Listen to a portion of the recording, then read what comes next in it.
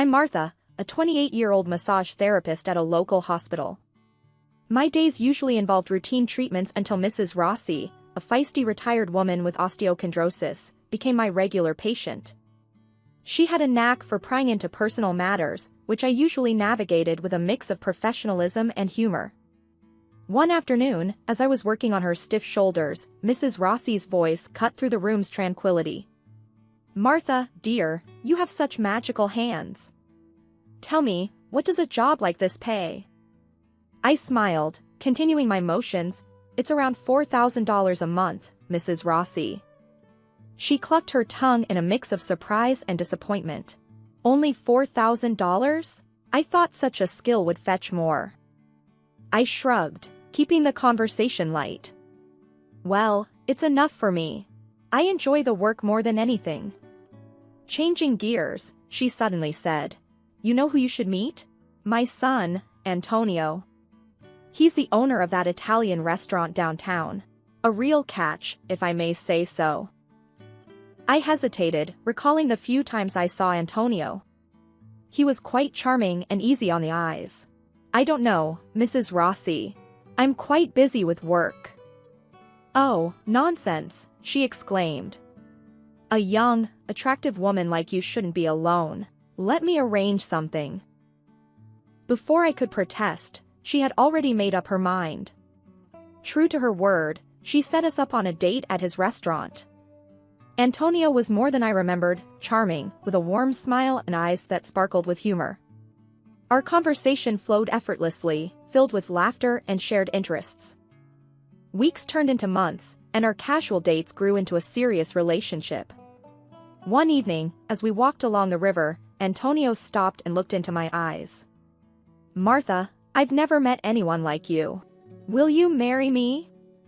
His proposal took me by surprise, but it felt right. "Yes, Antonio, I will." Our wedding was a small affair but full of love and joy. Afterward, Antonio suggested, "Why don't we move in with my mom? Her house is big, and we could save some money for our future." The idea seemed practical, and I agreed. Initially, life in the Rossi household was harmonious. I helped with chores, and we both contributed to the family expenses. Little did I know that this new chapter of my life would soon take a challenging turn. Living in the Rossi household started off as an agreeable arrangement, but a few months into our marriage, I began to notice a shift in responsibilities. It was gradual at first, but soon, the burden of household chores fell almost entirely on my shoulders.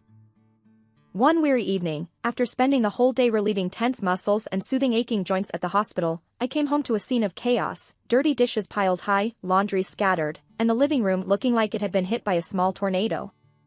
Exhausted, I found Antonio sprawled on the sofa, engrossed in a football game. "Antonio, the house is a mess. Can you help me clean up?" I asked, trying to hide my frustration. He glanced around, seemingly oblivious. "Oh, it's not that bad, Martha. I had a rough day at the restaurant, lots of issues to deal with." I started picking up, feeling the day's fatigue weigh me down. "But you've been home for a while now, and I've just got back. It's only fair we both contribute." He let out a noncommittal grunt, eyes glued to the screen. "You're better at this stuff than I am. I'd just get in the way." This pattern continued, growing more defined with each passing day. I found myself doing all the cooking, cleaning, and managing the home, while Antonio's contributions became increasingly scarce. A few days later, I decided to have a serious talk with him. After dinner, which I had prepared, I broached the topic. "Antonio, we need to discuss the housework. It's becoming overwhelming for me to handle everything alone." He looked up from his phone, seemingly annoyed. "What's there to discuss, Martha? You're great at managing the house. I'm busy with the restaurant." His dismissive attitude stung. "But we're a team, Antonio. It's not just about being good at something. We should share these responsibilities." He sighed, a flicker of irritation crossing his face. "Look, I'll try to help out more, but you know my work is demanding. I'm running a whole business, not just giving massages." I bit back a sharp retort, feeling belittled and misunderstood. It's not about comparing jobs, Antonio. It's about supporting each other. As the days turned into weeks, the situation didn't improve. Antonio's promises to help more around the house remained unfulfilled. I found myself spending my few free hours doing household chores, feeling more like a housekeeper than his wife. One evening, as I collapsed on the couch after a long day, the reality of my situation hit me hard. The balance in our marriage had shifted dangerously, leaving me drained and undervalued. I realized that something needed to change, but I wasn't sure how to make Antonio see it too. The day Luca and his family moved in marked the beginning of an entirely new, exhausting chapter in our lives. Antonio broke the news to me nonchalantly, as if it was a minor change. "Martha, Luca lost his job. They can't pay rent, so they'll stay with us for a while," he explained, while I was setting the table for dinner. I stopped in my tracks, the plates in my hands feeling heavier. "For how long, Antonio? Our house isn't that big, and I'm already stretched thin." He shrugged, not meeting my eyes. "Just for a bit, until Luca finds a new job. It's family, Martha. We can't turn them away." Their arrival turned our already bustling household upside down. Anna, Luca's wife, seemed more interested in her social media than in managing her children or helping around the house. Their 3 kids, aged between 3 and 8, were little bundles of chaotic energy, leaving a trail of mess wherever they went. One afternoon, after stepping on a toy car for the umpteenth time, I approached Anna, who was scrolling through her phone. "Anna, could you please keep an eye on the kids? The house is turning into a war zone." She looked up, annoyance flickering in her eyes. "Martha, I'm busy with my own stuff. You don't have kids, you wouldn't understand." "But Anna, the mess and noise are overwhelming.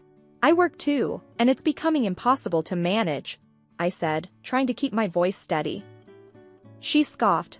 "Well, I guess you just need to get better at multitasking, then." I walked away, feeling a mixture of anger and helplessness. When I brought it up with Antonio, hoping for some support, his response was disheartening. "Babe, they're family. We need to be there for them," he said, not looking up from the TV. "But what about us, our home? It's turning into chaos," I protested. He waved his hand dismissively. "It's not permanent. Besides, you handle things so well, Martha. You're great at this." Weeks turned into months with no sign of improvement. Luca spent his days on the computer, claiming to be job hunting, while the kids ran around unchecked. Anna rarely lifted a finger to help, leaving me to deal with the aftermath of their daily tornado. I started to dread coming home. My once peaceful haven was now a source of endless stress. Each day, I walked into a house that no longer felt like mine, catering to a family that barely acknowledged my exhaustion. The burden of cooking, cleaning, and maintaining order fell entirely on me. Despite my pleas for help or even just a little consideration, I was met with the same responses. "You're so good at this, Martha," or "It's just for a little longer." I lay awake at night, wondering how a situation meant to be temporary had become my new, overwhelming reality. I felt trapped, undervalued, and utterly alone in a house full of people. The funny thing is that I invested my entire salary in their family every month, all of $4,000. And they took it for granted. The tension in the house had been building like a pressure cooker, and it finally exploded one hectic evening. I came home to the usual chaos and mess, utterly exhausted from my workday. The sight of the unkempt house was the last straw. "Antonio!" I yelled, finding him lounging on the couch with a beer in hand. "This house is a disaster. I'm busting my back at work and I come home to this mess every day." Antonio looked up, irritation flashing in his eyes.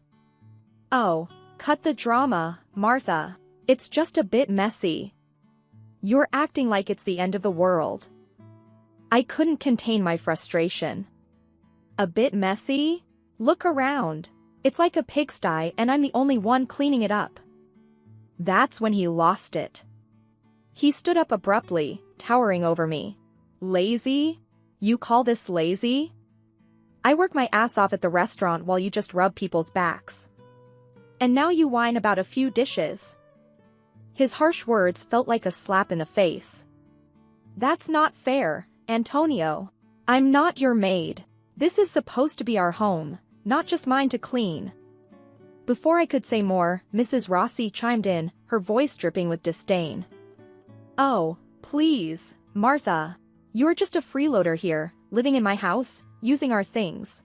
And you have the nerve to complain." I was taken aback by her vicious tone. "A freeloader? Mrs. Rossi, I contribute to this house, I work hard too." She scoffed. "Work hard? Ha! A real woman takes care of her home and family. You're just sloppy and ungrateful." Their words echoed in my head, each one a stinging affirmation of how little they valued me. I stood there, shaking with a mix of anger, shock, and hurt. Antonio didn't let up. "You should be thankful, Martha. You have a roof over your head because of us. Maybe if you managed your time better, the house wouldn't be such a mess." I felt a surge of defiance.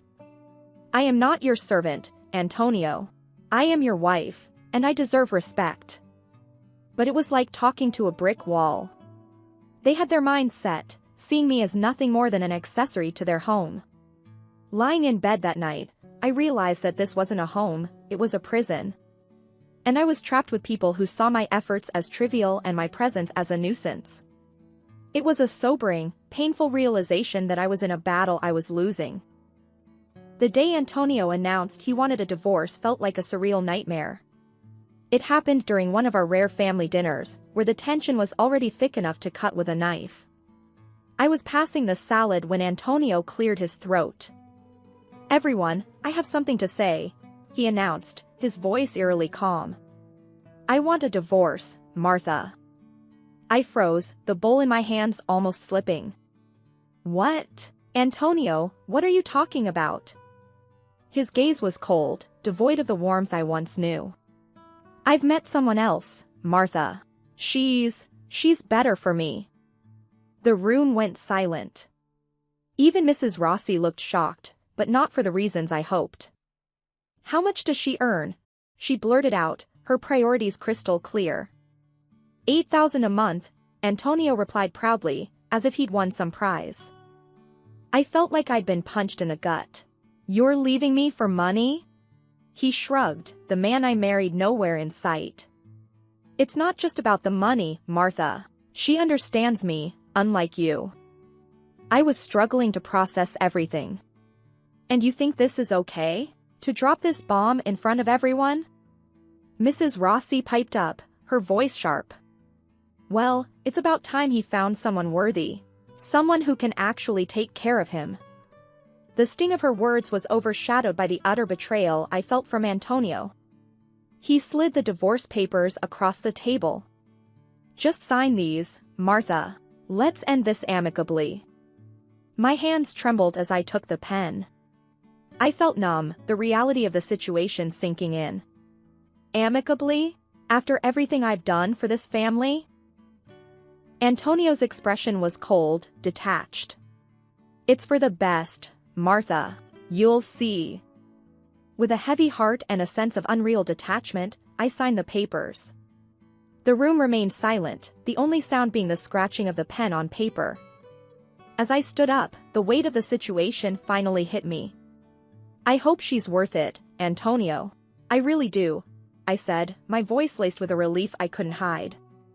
I packed my things that night, the silence of the house echoing the hollowness I felt inside. Antonio and his family watched, their faces a mix of surprise and confusion at my calm demeanor. Little did they know, inside, I was even rejoicing at the thought of being free from this toxic environment. I closed the door behind me, leaving behind a life that was no longer mine. The night air felt crisp and refreshing, a stark contrast to the stifling atmosphere I had just escaped. As I walked away, I realized this was not an end, but a new beginning. Moving into my rented apartment was like stepping into a new world. I took all the furniture and fancy appliances I had bought, leaving behind nothing but empty spaces in Antonio's family home. It caused quite the uproar. I still remember the day Mrs. Rossi and Anna confronted me as I was loading the last of my things into the moving truck. You can't just take all this stuff. It belongs in the house. Mrs. Rossi shouted, her face red with anger. I turned to face her, feeling a surge of defiance. Actually, I bought all of this with my own money. It's mine, and I'm taking it with me. Anna chimed in, her tone dripping with disdain. You're such a selfish brat, Martha. You think you can just walk away and take everything? I shrugged, not letting their words get to me. Call it what you want, but I'm done being your maid and your family's cash cow. I'm starting over. They were fuming as I drove away, but I felt an immense sense of relief, like I had shed a heavy burden. Settling into my new place, I reveled in the peace and quiet. It was small, but it was mine. The day I received the job offer from the prestigious medical center was the icing on the cake. The salary was nearly double what I was making before. I remember calling Sarah to share the news. Guess what? I got a job offer from that famous medical center. It's a big leap in my career, and the pay is amazing. Sarah's excitement mirrored mine. Martha, that's fantastic. You totally deserve this. You're going to kill it. The conversation was a stark contrast to the ones I had in Antonio's house. Here was a friend who believed in me and celebrated my achievements, not someone who saw me as just a means to an end. My first day at the new job was exhilarating. I was greeted with respect. Mr. Johnson, the center's director, welcomed me personally. Martha, we're thrilled to have you on board. Your expertise is going to be a great asset to our team, he said with a genuine smile. I couldn't help but beam with pride. Thank you, Mr. Johnson. I'm excited to be here and contribute to the center. Leaving the chaos of Antonio's family home and stepping into this new role was empowering. It felt like I had finally taken control of my life, steering it in the direction I wanted. The days of being undervalued and overburdened were behind me. Now, I was recognized for my worth, both professionally and personally. That night, as I sat in my quiet living room, sipping a cup of tea, I felt a profound sense of peace. The struggles and hardships had led me to this moment, and I was grateful for the journey. For the first time in a long while, I was genuinely excited about what the future held. It was a regular evening in my new life when I heard a forceful knock on my door. I opened it to find my ex-mother-in-law, Mrs. Rossi, standing there with an expression that reeked of desperation and frustration. What do you want, Mrs. Rossi? I asked, not hiding my annoyance. She barged in, her voice laced with urgency. Martha, you need to come back. Antonio's restaurant is tanking. We're drowning in debt. I couldn't help but snort. Come back? After the way you all treated me? You've got some nerve. She glared at me. You're part of this family. It's your responsibility to help us out. I crossed my arms, feeling a surge of defiance. My only responsibility is to myself. I'm not your family's ATM, Mrs. Rossi. She was seething. You ungrateful wench. You think you're too good for us now, huh? Sitting pretty in your fancy apartment? I shook my head, amused by her audacity. I'm not ungrateful. I'm just done being used. What happened to that woman Antonio left me for? Mrs. Rossi's face twisted in displeasure. That gold digger? She left him as soon as the money troubles started. Shows what she was really after. I burst into laughter, the irony too rich to ignore.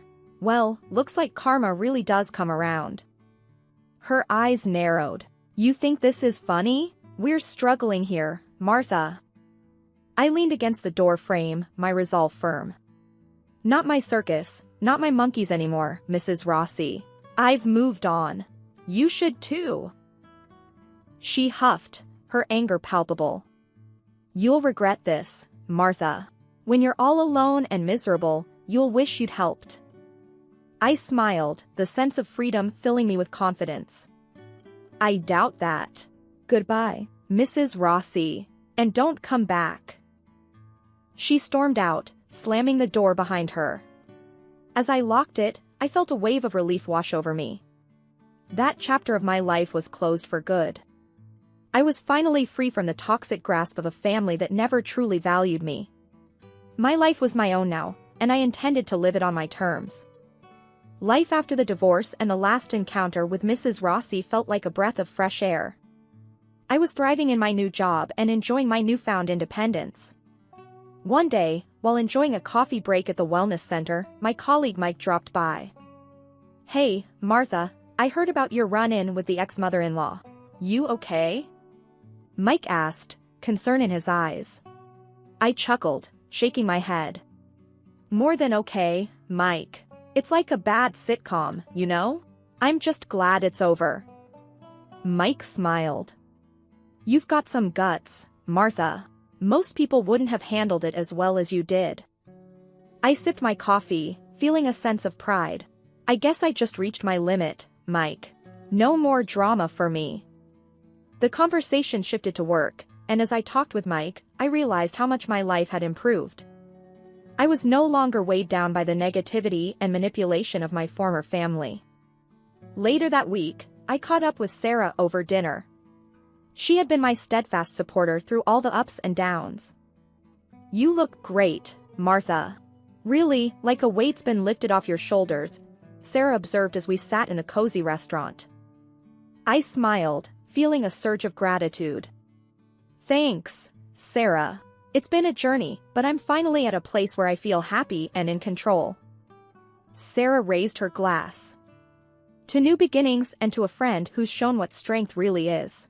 I clinked my glass with hers. "To new beginnings and to friends who stand by you through thick and thin." The evening was filled with laughter and positive conversations, a stark contrast to the tense and uncomfortable dinners at my former in-laws. As I lay in bed that night, I reflected on the changes in my life. I had faced adversity, but it had led to growth and new opportunities. I had learned my worth and vowed never to let anyone treat me as less than I deserved. The following morning, I received a text from Antonio. It was short and seemed filled with regret.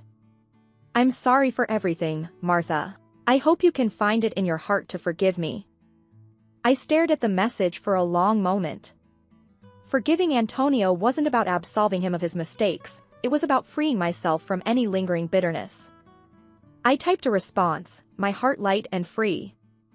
"Antonio, I've moved on. I forgive you, but more for my peace than yours. Take care." Sending the text felt like closing a chapter.